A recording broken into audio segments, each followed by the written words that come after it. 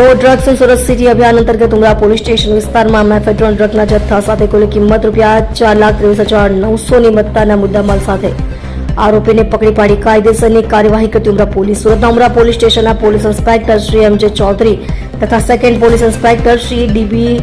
ચાવોડ નાઓએ સર્વેલન્સ સ્ટાફના માણસોને ખાનગી બાતમીદારોને એક્ટિવ કરી એનડીપીએસની હકીકત મેળવવા સૂચના આપેલ. જે અનુસંધાને પોલીસ સબ ઇન્સ્પેક્ટર બી.ડી. વાઘનાઓએ સર્વેલન્સ કોડના માણસોને સૂચના આપેલ.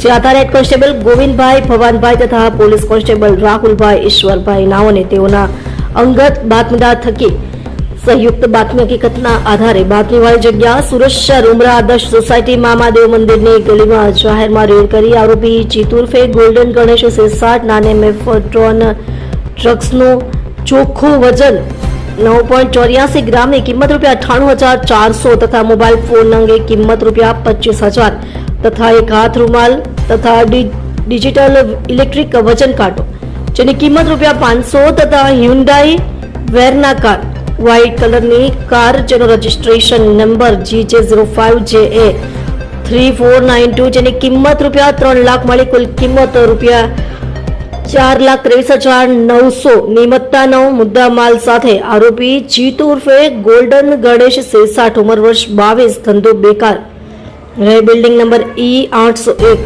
સુમન ભાર્ગવ આવાસ મહાવીર કોલેજની બાજુમાં વેસુ સુરત શહેરને પકડી પાડી કાયદેસરની કાર્યવાહી કરેલ છે.